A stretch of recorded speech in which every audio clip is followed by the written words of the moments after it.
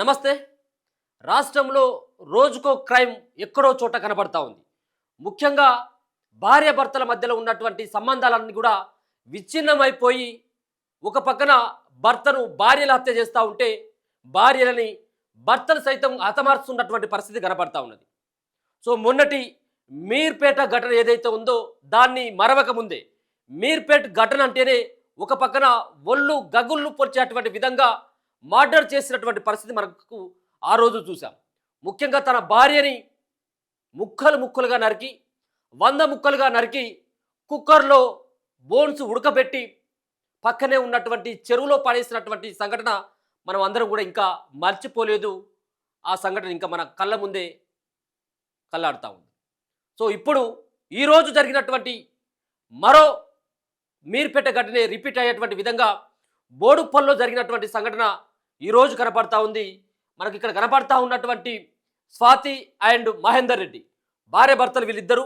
So భార్యని అత్యంత కిరాతకంగా ఏదైతే మీర్పేటలో జరిగినటువంటి సంఘటన ఏదైతే ఉందో, భార్యని ముక్కలుగా ఏ విధంగా నరకడం జరిగిందో, భార్యని ఏ విధంగా మట్టు పెట్టడం జరిగిందో, ఇప్పుడు Mahender Reddy same as it ఈస్గా రంపంతో తన భార్యను కోసి ముక్కలు ముక్కలుగా చేసి వాటన్నిటిని కూడా కవర్లో ప్యాక్ చేసి అక్కడక్కడ శరీర భాగాలని పడేసేటువంటి ప్రయత్నం చేసి చిట్ట చివరికి స్థానికులు గమనించడం, దాని తర్వాత పోలీసులకు ఫిర్యాదు చేయడంతో మహేందర్ రెడ్డి యొక్క భాగోతం బట్టబయలైంది.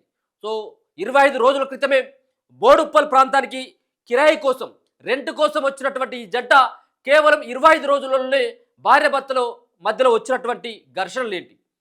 మహేందర్ రెడ్డి అలాగే స్వాతి వీళ్ళిద్దరు కూడా ఒకటే గ్రామానికి చెందినటువంటి వీళ్ళంతా కూడా వికారాబాద్ ప్రాంతానికి చెందినటువంటి వ్యక్తులు. వీళ్ళిద్దరు ఒకే గ్రామం కావడం, అలాగే వీళ్ళిద్దరు కూడా ఇటీవల రీసెంట్గానే పెళ్లి చేసుకున్నట్టుగా తెలుస్తూ ఉన్నది. రీసెంట్గానే 1 ఇయర్ కూడా కావట్లేదు పెళ్లి చేసుకొని ఆ స్వాతి ఇప్పుడు 5 నెలల గర్భవతి. భార్య గర్భవతి అన్నటువంటి కనికరం లేకుండా ముక్కలు ముక్కలుగా నరికి మూసీ నదిలో 3 పాటలని, ఏదైతే కాళ్ళు, అలాగే చేతులు, అలాగే తల, ఈ 3 పాటలని మూసీ నదిలో పడేసిండు. కేవలం ఉన్నది కేవలం మొండె మాత్రమే మిగిలిపోయింది. సో రంపంతో భార్యను కట్ చేస్తూ ఉంటే పక్కింటి వాళ్ళకి అనుమానం వచ్చి ఏంటి అని చెప్పేసి డోర్లు తెరిచి చూస్తే రక్తపు మడుగులో శరీర భాగాలు, పక్కనే కోసినటువంటి రంపం. భయభ్రాంతులకు గురైనటువంటి స్థానికులు, ఆ ఇంటి పక్కన ఉన్నటువంటి వ్యక్తులు భయాందోళనకు గురై స్థానికంగా ఉండేటువంటి పోలీసులకు కంప్లైంట్ చేయడంతో అసలైనటువంటి వ్యవహారం బయటపడ్డది.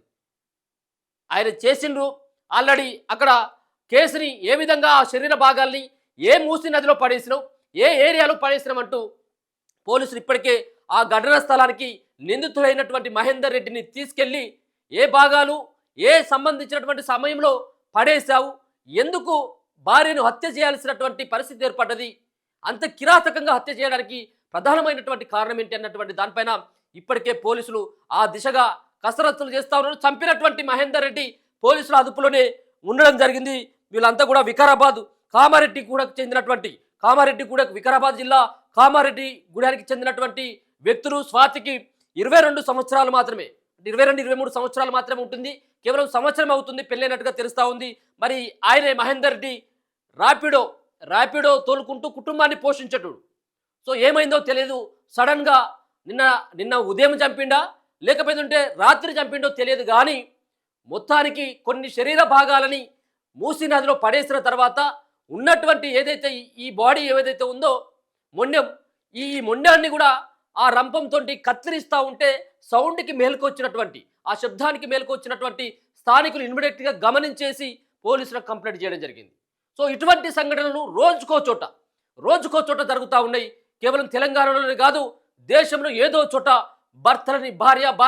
భార్యలను భర్తలు కొన్ని అనుమానాలతో చంపేస్తా ఉన్నారు. కొంతమంది ఆర్థిక ఇబ్బందులతోటి, ఇంకో మహిళతోటి సంబంధం కావచ్చు, లేకపోతే భార్య ఇంకొక వ్యక్తితోటి సంబంధాలు, అక్రమ సంబంధాలు కావచ్చు, ఇటువంటి తరచు మనం చూస్తా ఉన్నాం. కానీ ఈ కేసులో ఇప్పటికీ పోలీసులు మరి ఏం నిర్ధారించారు, ఎందుకు మహేందర్ రెడ్డి తన భార్య అయినటువంటి స్వాతిని 5 నెలల గర్భవతి అని కూడా కనికరం లేకుండా అంత కిరాతకంగా ఎందుకు చంపాల్సినటువంటి అవసరం వచ్చింది అన్నటువంటి వివరాలని మహేందర్ రెడ్డి దగ్గర నుంచి కూడా తీసుకునేటువంటి ప్రయత్నం చేయడం జరుగుతూ ఉంది. కాసేపటి క్రితమే ఈయనను రీకన్స్ట్రక్షన్ కోసం కేసు రీకన్స్ట్రక్షన్ కోసం పోలీసులు అక్కడికి తీసుకువెళ్ళడం జరిగింది.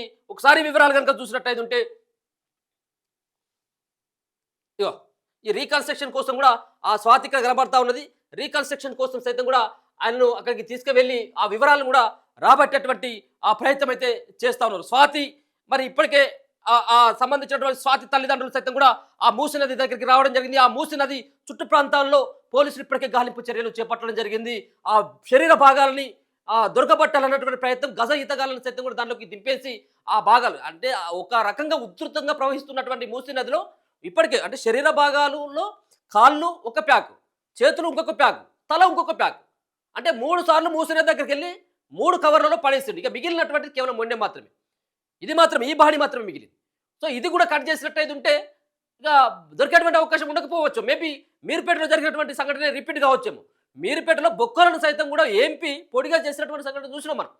సో యాజ్ ఇట్ ఈస్గా అదే సంబంధించినటువంటి కేసు తిరిగా మొత్తం ఆనవాళ్ళే దాని భార్య యొక్క ఆనవాళ్ళు లేవద్దు ఉండొద్దు అని చెప్పేసి ఒక ప్రయత్నం చేసినట్టుగా దీన్ని బట్టి చూస్తే అర్థమవుతా ఉంది. అత్యంత కిరాతకంగా భర్తే హత్య చేసి మృతదేహాన్ని ముక్కలుగా చేసి మూసీ నదిలో పడేయడం జరిగింది. ఇగో వీళ్ళే వాళ్ళు. సో బోడుప్పల్లోని బాలాజీ హిల్స్లో దారుణం చోటు చేసుకున్న విషయం తెలిసిందే. గర్భవతి అయినటువంటి భార్య స్వాతిని భర్త మహేందర్ రెడ్డి అతి కిరాతకంగా హత్య చేశాడు, చంపేశాడు. స్వాతి దారుణంగా చంపేసినటువంటి మహేందర్ మృతదేహాన్ని ముక్కలుగా నరికాడు. కొన్ని శరీర భాగాలను కవర్లో ప్యాక్ చేసి బయట పడేశాడు. మిగతా మృతదేహ ముక్కలను బయటికి తీసుకెళ్లి పడేసేందుకు సిద్ధమయ్యగా దొరికిపోయాడు.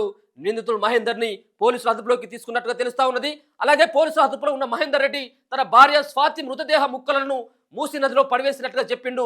స్వాతి కాళ్ళు, చేతులు, తల వేరు చేసి మూసీలో వేసినట్టుగా చెప్పడం జరిగింది. ఇప్పటికే పోలీసుల ముంగట నిజాన్ని ఒప్పుకోవడం జరిగింది మహేందర్ రెడ్డి.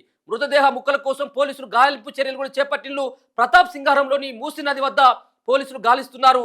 మృతదేహం విడిభాగాల గాలింపులో భాగంగా ప్రతాప్ సింగారం మూసీకి ఇరువైపుల పోలీసులు ట్రాఫిక్ కూడా నిలిపివేసి దీంతో వాహనదారులు కూడా ఇబ్బందులు పడతా ఉన్నారు. ఎట్టి పరిస్థితుల్లో మహేందర్ రెడ్డి పడేసినటువంటి తన భార్య అయినటువంటి స్వాతి యొక్క మృతదేహానికి సంబంధించినటువంటి ముక్కల్ని దొరకబట్టాలన్నట్టు ఒకటి ప్రయత్నం చేస్తా ఉన్నారు. కానీ మరి ఉధృతంగా ప్రవహిస్తున్నటువంటి మూసీ నదిలో మరి భార్య యొక్క ఆ స్వాతి యొక్క మృతదేహానికి సంబంధించినటువంటి ఆ పార్ట్స్ దొరకడం కష్టంగానే ఇప్పటికే పోలీసులు భావిస్తున్నట్టుగా తెలుస్తా ఉంది. మిగిలినటువంటి ఇంట్లో ఉన్నటువంటి ఏదైతే బోడుప్పల్లో ఉన్నటువంటి బాలాజీ హిల్స్లో ఉన్నటువంటి మహేందర్ రెడ్డి ఇంట్లో అక్కడ ఉన్నటువంటి ఇంకా ఆ రంపాన్ని కానీ ఈ యొక్క చంపేందుకు ఉపయోగించినటువంటి ఆయుధాలని, కత్తులని, అలాగే రంపాన్ని సైతం కూడా పోలీసులు ఇప్పటికే స్వాధీనం చేసుకొని పోలీసుల అదుపులో మహేందర్ రెడ్డి కూడా ఉన్నట్టుగానే మనం అర్థం చేసుకోవచ్చు.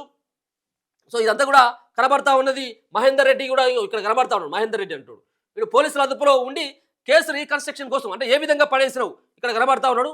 ఇగో ఈయన మహేందర్ రెడ్డితో పాటు ఇగో మహేందర్ రెడ్డిని పోలీసులు కూడా అదుపులోకి తీసుకోవడం జరిగింది. ప్రశ్నిస్తా ఉన్నారు. ఇక్కడ మూసీ సంబంధించినటువంటి పరివాహ ప్రాంతం ఏదైతే ఇంతకుముందు ఒప్పుకున్నటువంటిది ఏదైతే ఉందో ఆ ప్రతాప్ సింగారం సంబంధించినటువంటి ఏదైతే మూసీ నది ఉందో ఆ ప్రతాప్ సింగారంలో ఉన్నటువంటి మూసీ నది ఆ పరిసర ప్రాంతాలకు వెళ్ళి పోలీసులు ఇంకా గాలింపు చర్యలు అయితే చేపడతారు. ఇంకేమైనా ఆనవాళ్ళు దొరుకుతాయి, ఇంకేమైనా బాడీ పార్ట్లు దొరుకుతాయి అని చెప్పేసి కూడా. సో ఈ హత్యకు సంబంధించినటువంటి వివరాలు మహేందర్ రెడ్డి పోలీసులకు ఇప్పటికే చెప్పినట్టుగా తెలుస్తా ఉంది. ఎందుకోసం చంపాల్సి వచ్చింది, దేని వల్ల చంపాల్సి వచ్చింది, అంతా అత్యంత కిరాతకంగా చంపాల్సినటువంటి అవసరం ఎందుకు వచ్చింది అనేది మరి కాసేపట్లో పోలీసులు మీడియా ముంగడు కూడా చెప్పేటువంటి అవకాశం అయితే కనబడతా ఉంది.